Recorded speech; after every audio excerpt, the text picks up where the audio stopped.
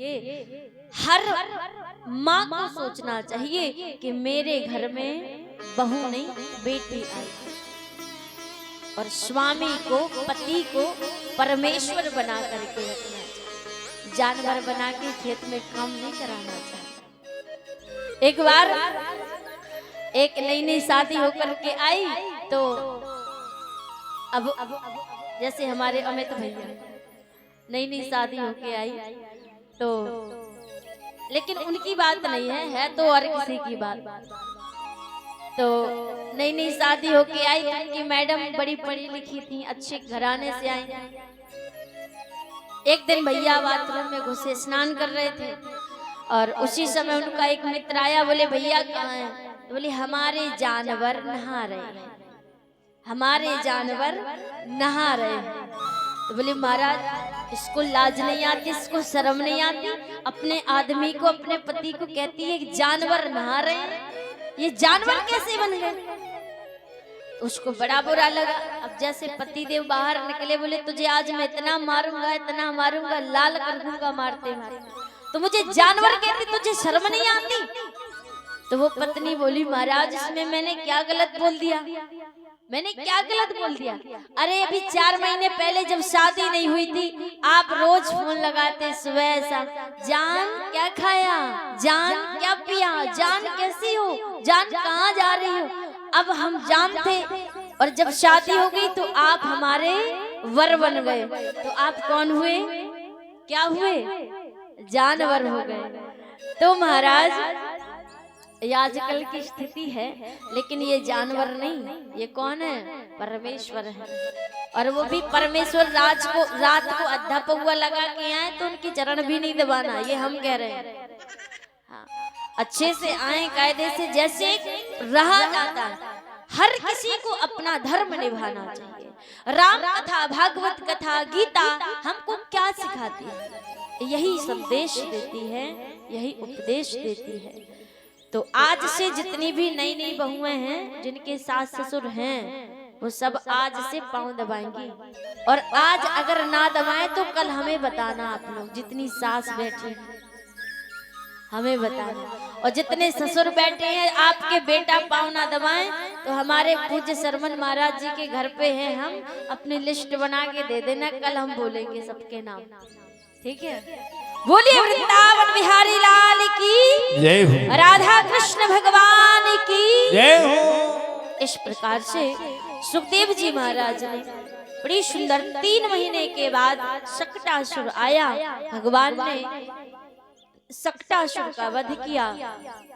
तृणाव्रत आया तो भगवान ने उसका भी कल्याण किया। एक दिन वसुदेव जी ने गर्गाचार्य जी को भेजा कि आप जाओ, और हमारे बेटों का पता नहीं नाम रखा होगा कि नहीं रखा होगा, तो कृष्ण जो बलराम दोनों बेटे हैं उनका नामकरण करने के लिए भेजा गया गर्गाचार्य जी।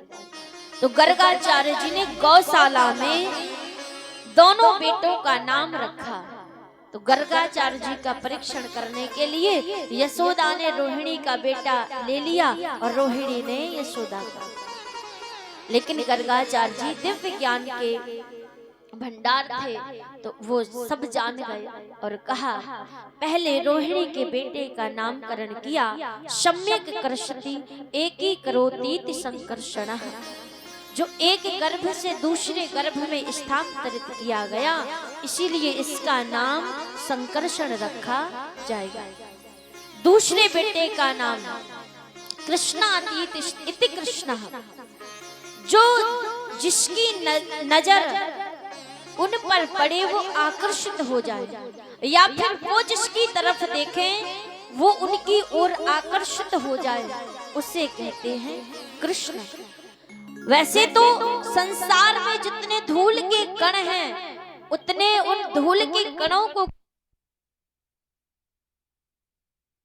भागवत महापुराण की। तो इस प्रकार से भगवान का नामकरण संस्कार हुआ। अब भगवान ने विचार किया, मुझे इस धरा पर कई रजोगुणी लीलाएं भी करनी हैं, इसीलिए एकदा क्रीडिमानास्ते रामाध्या गोपे द्वारका कृष्णो मृदं भक्षिते वानिति मात्रे निवेदया। एक दिन भगवान ने विचार किया, मुझे कई रजोगुणी लीलाएं मातृभूमि पर करना है, इसीलिए भगवान ने मिट्टी को खाना प्रारंभ कर दिया। अब भगवान ने जैसे मिट्टी खाई तो बलराम जी ने आकर मैया यशोदा को बता दिया, और यशोदा मैया ने जोर से कन्हैया का कान पकड़ा, तूने मिट्टी खाई है। भगवान झूठ बोलने में तो पारंगत, अब मुख तो पूरा मिट्टी से भरा था, तो सिर हिला दिया और बाद में हाँ कर दिया, नहीं भी खाया और खाया भी। अब यशोदा मैया ने पीछे से छड़ी लगाई, आगे से कान पकड़ा और जोर की पिटाई लगाना शुरू कर दिया। सारे देवता देख रहे, बोले महाराज सारे जगत को नचाने वाला आज यशोदा मैया की उंगलियों पर कैसे नाच रहा है। यशोदा मैया ने जबरदस्ती जब मुंह खुलाया कन्हैया का, और जैसे ही मुंह खोला प्रभु ने, तो उस मुखमंडल में जो देखा वो देख कर मैया मूर्छित होकर गिर पड़ी। अगणित रवि शशि शिव चतुरानन, अगणित रवि शशि शिव चतुरानन,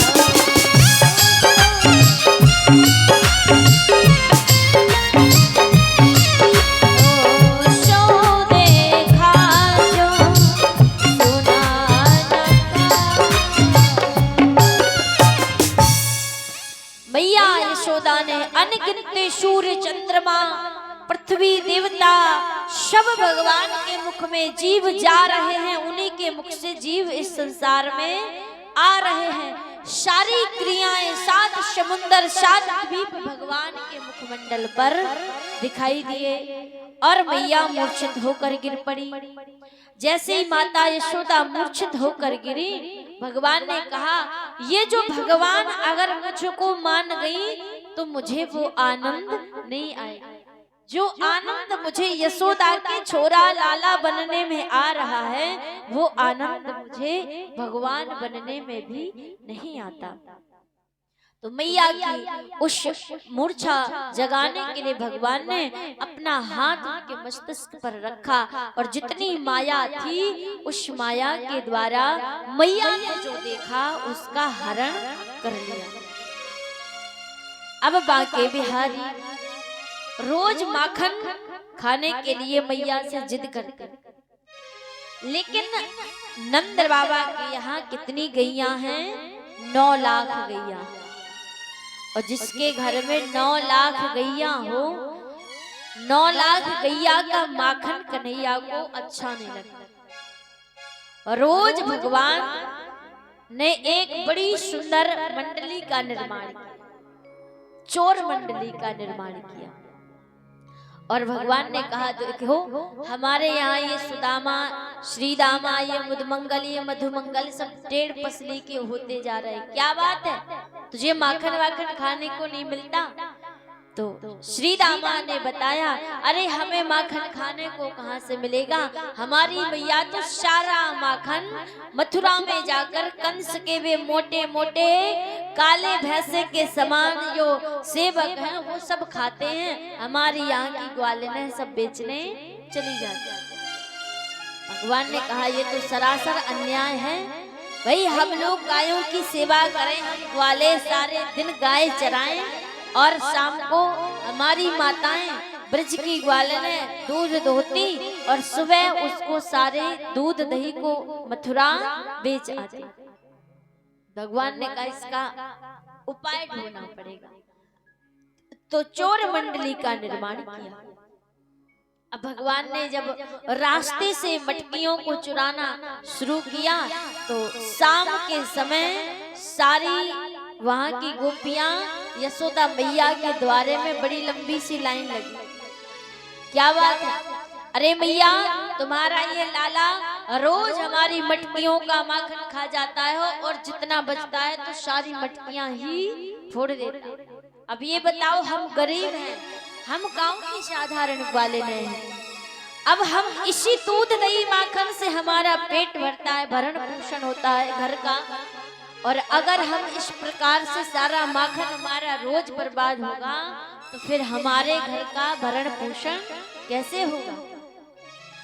तो मैया यशोदा को बड़ा बुरा लगा कि हमारे घर में 9 लाख गैया है और किसी के घर में खूब दूध दही की नदियां बह रही हो और बगल वाला आ जाए कि तुम्हारा बच्चा हमारे घर से दूध चुरा कर ले गया, माखन चुरा कर ले गया, तो माँ बाप को तो गुस्सा आएगा।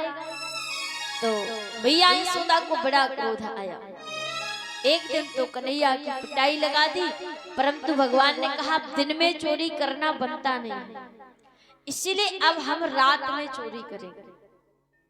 तो भगवान ने रात में नियम बना लिया, कभी ललिता के, कभी विशाखा के, कभी चंद्रा के, कभी राधा के घर में रोज रोज चोरी करना शुरू कर दिया। भगवान के 8 सखा थे और रोज चोरी करना जब प्रारंभ किया तो आज भगवान का विशाखा के घर में नंबर था और ब्रज की गोपियों ने कहा आज इसको पकड़ना जरूर है। आज इसको पकड़ के यशोदा मैया को विश्वास नहीं होता कि हमारा लाला चोर है। वो हमको ही डांटती हैं कि तुम गोपियां मेरे लाला को बुलाती हो और बुला करके हमारे लाला को खुद माखन मिश्री खिलाती हो और बाद में मुझे शिकायत करने आती हो। तो भगवान को आज पकड़ने का सारी सखियों ने प्लान कर लिया। भगवान जैसी रात्रि का समय हुआ तो कन्हैया ने देखा, कहा तुम सब बाहर रुको, हम देख के आते हैं माहौल क्या है। और कन्हैया जैसे ही कूदे तो देखा कि बड़ी बड़ी सखियां, अरे महाराज कहाँ कन्हैया 5-6 वर्ष के और इतनी बड़ी बड़ी गोपियां सब आज इकट्ठी लेट गई विशाखा के घर में। भगवान बोले अगर आज हम पकड़े गए तो चटनी पिस जाएगी, बचे कैसे। तो भगवान ने कहा भी तुम लोग यहीं ठहरो। और गोपियों के बड़े बड़े लंबे लंबे बाल, बड़े लंबे लंबे बाल और 2-2 चोटियां किए। कितनी कितनी? 2-2। आजकल छोटे छोटे बालों का सिस्टम चल गया, कई लोग बॉय कट में रहते और बालों को कटा लिया, बढ़िया जींस का पैंट पहन लिया, शॉर्ट कट ऊपर पहन लिया। बड़ी बड़ी सिटियों में जाकर देखो पता ही नहीं चलता भैया जा रहे हैं कि भाई साहब जा रहे हैं कि बहन जी जा रहे हैं।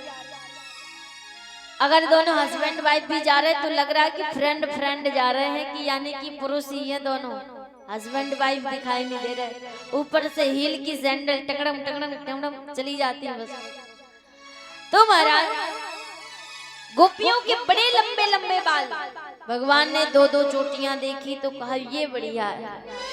अब एक सखी की चोटी को उठाया तो दूसरी सखी की चोटी से जोड़ दिया, बांध दिया। ये वाली उठाई सो बगल वाली से बांध दिया। अब आगे सब ऐसे लेटी थी तो सबको बांध के भगवान ने अब बढ़िया, अब चोरी करने में भी आनंद आएगा।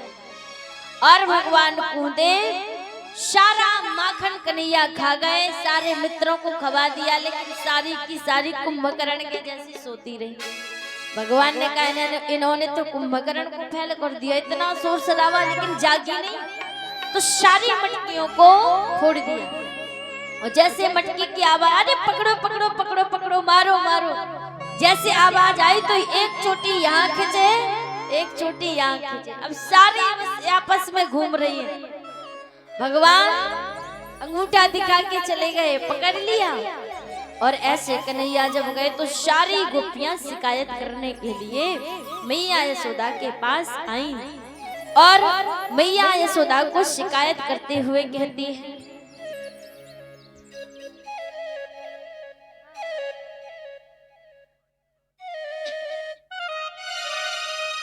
आदि मैया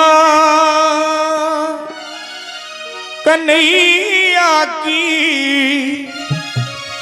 शिकायत क्या करूं, नटखट की मटकिया फोड़ दी मेरी। हाँ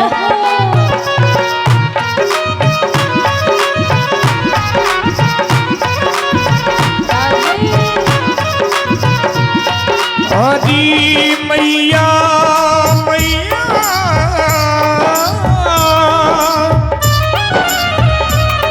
आदि मैया कन्हैया की शिकायत क्या करूं, नटखट की मटकिया फोड़ दी मेरी। हाँ मटकिया फोड़ दी मेरी।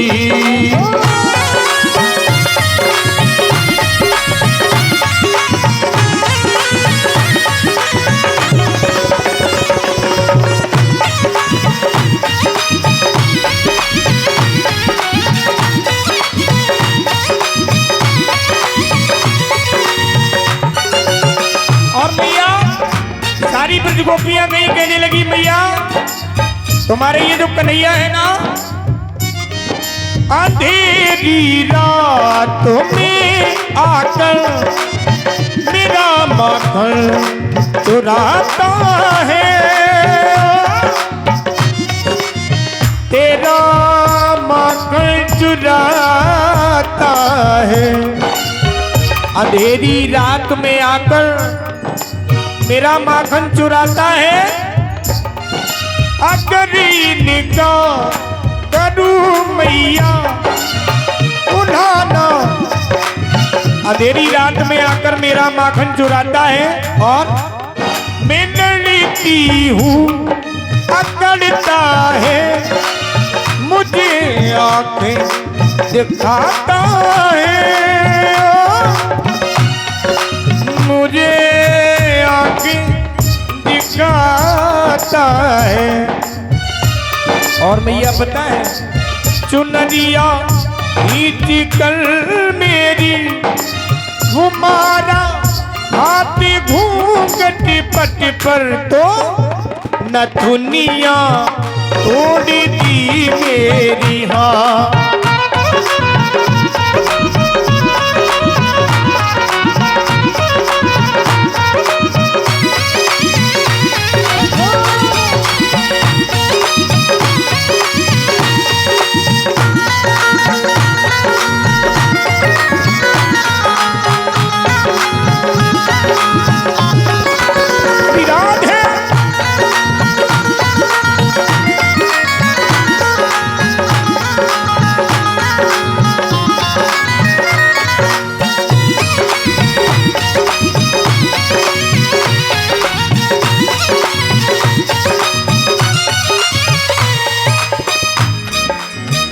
बोली गोपियां, कहने लगी ये मैया, ये कन्हैया कहने लगे मैया ये गोपियां झूठ बोल रही हैं, ऐसा कुछ नहीं है जैसा ये बता रही। हम बता रहे क्या है, फंसा कर मुझ वो बातों में मुझे घर पे बुलाती है, मुझे घर पे बुलाती है। और मैया अगर इनका करूं मैया उड़ाना लेकर आती है, उड़ाना लेकर आती है।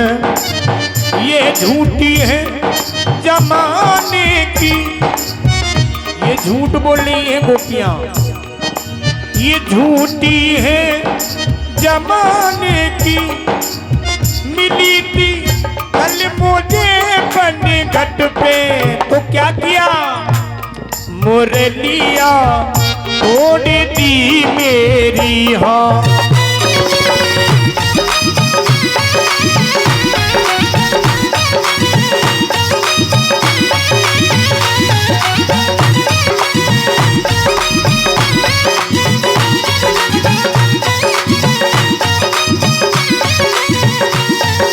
और अंतिम बात, अब गोपियां कहने लगी, हे बिहारी, हे मेरे कन्हैया, ये जो हम झगड़ा करती हैं तुमसे, कहीं तुम रूठ ना जाना। ये झगड़ा तो गोपियों का अनोखा है, निराला है, अनोखा है, निराला है। बिहारी से ये मिलने का सुनहरा मौका है, सुनहरा मौका है। मैं बलिहारी रे मैं बारी, मैं बलिहारी मैं बारी, कन्हैया को बिठा पलकों पर मटकिया छोड़ दी मेरी। हाँ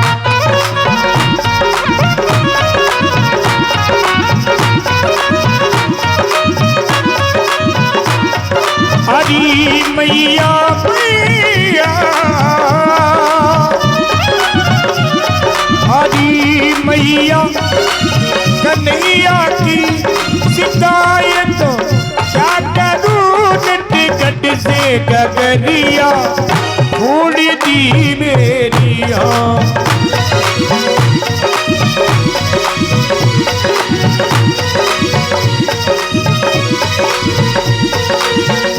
अरे मटकिया छोड़ दी मेरी, मटकिया छोड़ दी मेरी, मटकिया छोड़ दी मेरी। हाँ मटकिया छोड़ दी मेरी, मटकिया छोड़ दी मेरी।